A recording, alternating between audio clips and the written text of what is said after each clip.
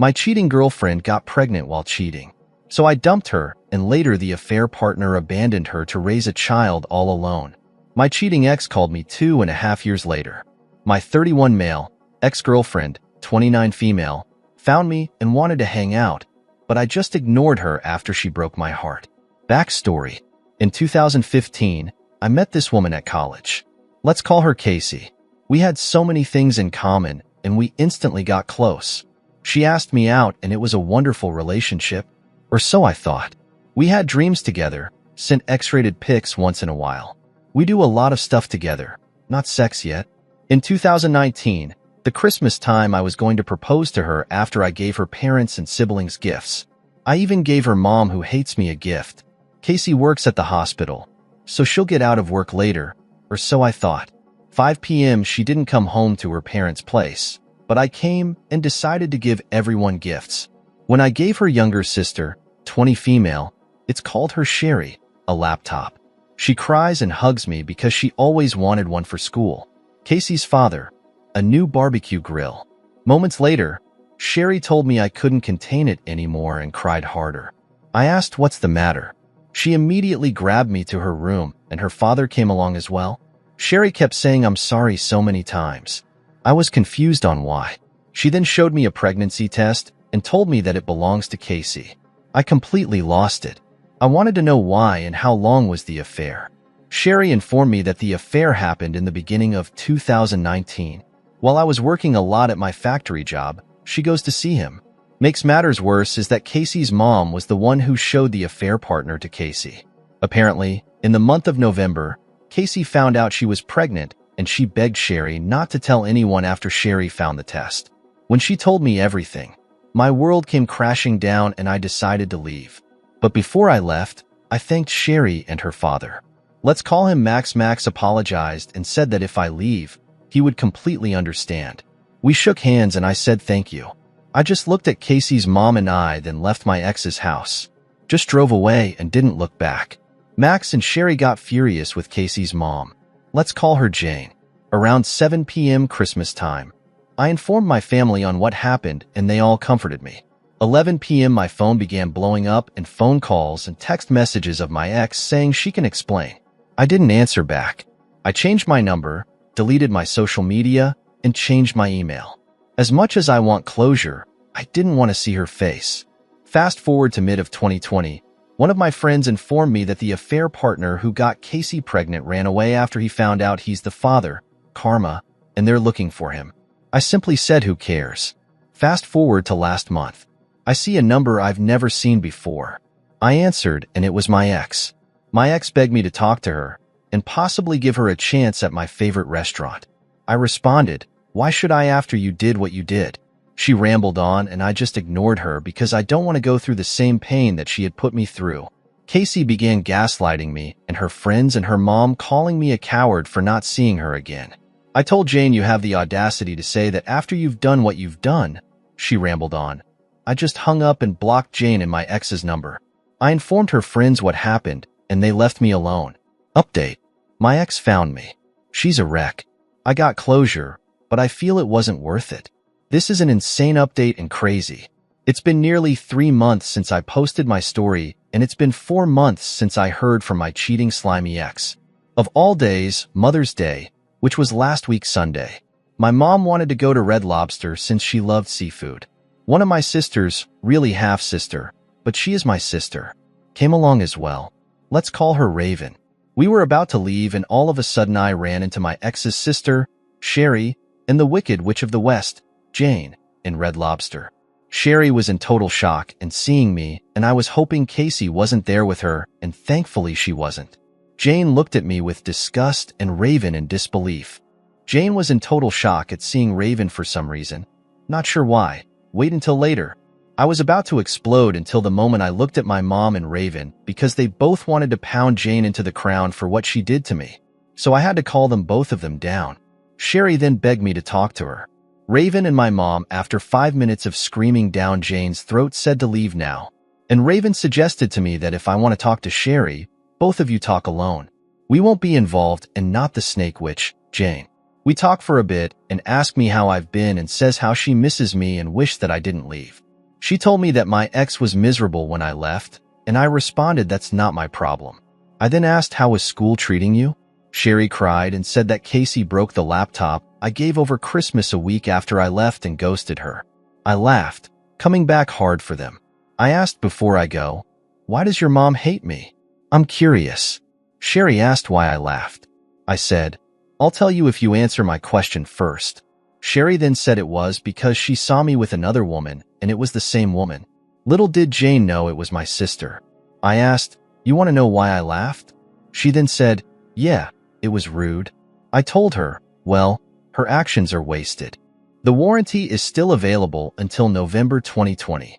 Sherry literally danced for joy and said I'll immediately get the laptop after dinner. The next day I waited at Brandsmart, work with slow, so they sent everyone home. I see Sherry, and to my surprise Max coming along. No lie, I had a smile on my face. We talked. Max loved the grill I gave, and he still apologized, but I told him there's nothing you can do. After the laptop was resolved and chatted for nearly an hour, they insisted on talking for a while, not sure why. I told him it was good seeing them, but Max insisted on taking me to a restaurant I'd never been to, and he paid for everything as a thank you for giving Sherry another laptop. Though it was a newer one because the one that got wrecked wasn't available. I didn't pay thanks to a 3-year warranty. Sherry responded, I'm sorry about this. I hope you forgive me. Please don't be upset. Though, and behold, my ex came and she looked in worse shape than I imagined. She looked worse than a surgery going wrong. She tried to hug me. I just stuck my hand out and asked, what the hell do you want? Casey apologized and begged me to take her saying it was a mistake, blah blah cheater's excuse. I responded, you cheated on me for nearly a year when I worked my butt off for us, and is this how you repay me? She realized that mistake and says that it was Jane's fault, and I said you went along with it. You could have said no, I'm happy and don't ever sat me with another man. You didn't, but it's not my problem anymore. I moved on, and you did too for nearly a year. And the fact you gaslight me, try to put the baby on me when we never had sex, what the hell? And now the fair partner left you, and he's on child support. Oh well, better him than me. Casey told me that her son is now 1 year old and needs a father. I told her good luck with that. Go to the fair partner. She asked why am I being so mean? I said you're the reason for this. I wanted kids. I nearly got a house for us, family stuff, and you threw all that away. Casey said that I threw it away because she told me Jane saw me with another woman and she described what she looked like.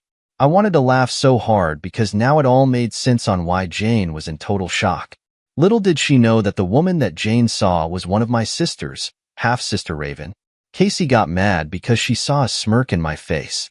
I called Sherry and asked her was that the woman Jane described the same one when you saw at Red Lobster. Sherry said yes. Casey, that was his sister. Casey was crying really hard, and as she realized all this time I was faithful and she wished she'd never listened to Jane. Casey begged for another chance and says we will fix everything and we'll do anything. Just take me back. I simply told Casey Max and Sherry wish you all the best and walked out. I told my family why I was out a bit long, and they immediately were proud of me for not taking her back. My dad laughed and said Jane wanted you gone son and found a reason. A stupid one at that. You'll do better on the next woman. So yeah, thank you guys for everything. I didn't think I would run into her again. Even though I got closure, it wasn't worth it to see the 2 women who broke me. Next cheating story. I walked in on my undressed wife getting banged by her manager. About 3 years have passed since my wife and I reunited in marriage. She had been having a long conversation with a coworker in which they talked having multiple times and how they couldn't wait for the next one. When I found it last Christmas, the guy informed them that he intended to book a hotel near their place of work soon after Christmas. As soon as he indicated that he was looking forward to seeing my wife, she would answer with statements such as, I'm looking forward to much more than simply seeing you, and so on and so forth. You see where I'm going with this. Excessively flirty and in her behavior. When I confronted my wife, she flatly denied having had the conversation. It was only after she had erased her phone that she showed me her phone to confirm that it did not exist. However, I had snapped a few of shots. Later, she stated that everything was virtual and that they had never physically interacted with one another. She used the example of messaging her colleague, who was standing in front of me, and asking whether he had booked the hotel, to which he responded that he had not yet done so. She then inquired as to whether he was certain that they would meet, to which he said that they were not. She made a pact with me that they would never communicate again, and I accepted because I loved her and wanted to trust her, but I wasn't quite certain she was telling the truth. I must admit that I checked her phones much too often for a few weeks, causing her to reset her password, which I was okay with since I was probably being too concerned. I picked up her phone this week because I needed access to a code that had been supplied to her phone number. I didn't even have to unlock the screen to get to it. I was able to access it without having to unlock the screen. Surprisingly, there were other communications from them.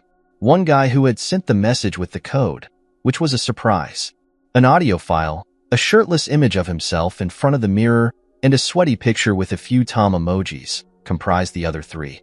I questioned her about it, since she had previously said that they would not speak again, and she responded by saying that he merely wanted to show her that he was going to the gym to show that he was improving. However, the bulk of the time they converse, they are discussing work, and this is merely a coincidence. I pleaded with her to show me the rest of their messages, what she refused, claiming that she had accidentally deleted their conversation history. According to my wife, she will change this time, and that I have never really forgiven her, which is why she has continued to speak with the guy. She vows she is going to stop this time, but I am not certain she will be able to keep it up. But even if she does stop, I am concerned that she will do it again if things between us aren't going so well. I admire her, but I can't continue to live my life in this manner. Is there any scenario in which this would be feasible? What do you think your response would be? Update: I was unable to function properly after reading every single comment on the Reddit thread. My brain just could not deal with the calamity and eventual collapse of the world I had made for myself, in which my wife is my love, my closest friend and partner, and the person I most admire. She was perfect, and she brought me a lot of joy throughout the years. I was certain that there was no other couple on the planet that could have what we had. We were both ecstatic for an extended amount of time. We were both stunningly beautiful, fundamentally nice, endowed with large hearts, and highly accomplished in our own fields. Following the Reddit post, I moved to an errand bin, then to my family's home to give matters some thought before making a final decision, despite the fact that it was a traumatic experience. A psychologist supported me in recovering from my low mental state. Unfortunately, it occurred at the same time that the pandemic hit my city hard. I contracted the virus, which didn't help matters. At this point, we began our conversation, and my wife sincerely apologized, explaining that they had not met. I knew it wasn't real, but I was willing to forgive the woman of my dreams, who had stayed at the highest altar of my universe's hierarchy of power. Fast forward to last Saturday morning, when I returned to our apartment, resolved to forgive her and worked things out in the most mature way that could possibly be imagined. And there she was, but I was the one who was caught aback, to put it mildly, by her appearance. I had my wife and the gentleman at my house while they were both naked. The guy in the writings is the same as the one in the photographs. She said that she didn't even enjoy herself. He was hiding in my bathroom while my wife was putting on her pajamas, and I didn't see him. When I saw him hiding in my toilet, he immediately apologized, saying, "Sorry, friend. Is this the location where I'm going to kill him?" I pondered for a short second, but I instantly responded with, "I have nothing against you," knowing that the man was over heels in love with this wonderful lady, even if he was doing it in a house that was littered with my photographs. Photographs from our wedding, as well as our family gatherings. Images of my departed father, who would be saddened to see the dissolution of a marriage he never saw firsthand. He has been the driving force behind my attempts to make the world a better place from the beginning of my career. He passed away little over 2 months before our wedding. Please accept my apologies. I still think the world of her and cherish her to the moon and back. However, I come to the conclusion that enough is enough. My dream is to be able to construct a world that isn't built on lies, and in which I am more than just a blind believer worshiping a fictional god. Even if my current one comes to an end, Godspeed. Story 2. The aftermath of confronting husband over cheating with his brother's wife. Despite the fact that I've had my suspicions since September that my husband of 28 years, age 51, was having an affair with his brother's wife, age 62. I've been unable to gather any evidence because when I voiced my concerns, He essentially stated that I was insane and crazy to even think such a thing. Thanks to a Reddit member, I started using screen recording to keep track of their interactions since, despite the fact that they removed the inappropriate ones so rapidly, I still had copies of them. At long last, on the previous Saturday, I broke down and confessed my suspicions to him. He first denied it, but as I started to describe what I had seen, such as her writing to him on Boxing Day, when we were all around, he confirmed it. In the end, he admitted it and used every excuse in the cheater's playbook. He loves me more than she does. He was drunk. She isn't important. He has no clue why it happened. He cried a lot about how I am the most important part of his life, that he cannot live without you. Get the picture. However, he has refused to leave, despite my repeated pleas, even if it is just for a few nights to give me some time to decompress. In my opinion, our marriage is gone. I have sought legal advice, but I am powerless to legally or physically get him out of the house. We have to live in a very small, one-bedroom handicap cottage since I have a degenerative illness and can no longer walk. I'm on the verge of having a mental breakdown because every time I look at him, I imagine them having relations. I'm not sleeping, my hands are shaking constantly, and I'm experiencing a terrible feeling you get when you think you've lost your pocketbook, except 10 times as bad as it was before. The man is all over me, trying to hug me, acting like he's the best husband in the world, and taking care of all the things he's neglected since the affair began, and on a loss for what to do. I can't take it anymore. Update. After finding out about the affair, my brother-in-law was heartbroken. However, his wife couldn't care less. She told him that she isn't sure if she wants to be with my husband, and that she wants to wait and see what happens with us. My husband has become a martyr. She came upon him. He never cared about her. He can't live without me, and his life would be lost if I don't stay with him for the rest of his days. Despite my insistence that he go, he has began lighting a gas fire, arguing that if I had made him stay at home, I could have stopped the affair. The fact that my personality has changed as a result of brain surgery 3 years ago, that he would not listen if I tell him it's over, that I must give him a chance, and all the rest of it are ridiculous. As a result of my incapacity, he has a captive audience, and he is emotional, abusing me at all hours of the day and night, holding me despite my warnings not to touch me, handing about me simply looking at me, sitting in the dark, and doing every odd task that he has ignored for months. The fact that I have been agreeing with him in the hopes that he would just leave me alone is causing me to have a mental breakdown right now.